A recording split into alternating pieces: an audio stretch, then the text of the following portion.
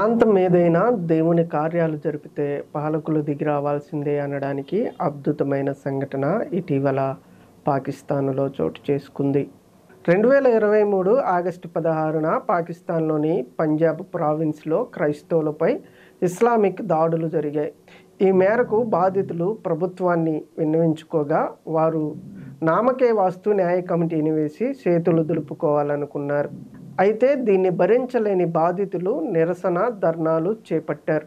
ఈ ధర్నా ఏ పాటిదంటే సుమారు 10 కిలోమీటర్ల మేర ప్రజలు, పురుషులు, మహిళలు, పిల్లలు, వృద్ధులని తేడా లేకుండా సుమారు 10 కిలోమీటర్ల మేర చర్చీలు, శ్మశానాలలో ప్రార్థన చేస్తూ నిరసన ధర్నాను నిర్వీర్యంగా 17 రోజుల పాటు చేపట్టారు. దీంతో దిగివచ్చిన పాలకులు బాధిత నాయకులతో చర్చలు జరిపి తగిన న్యాయం చేస్తామని హామీ ఇచ్చారు.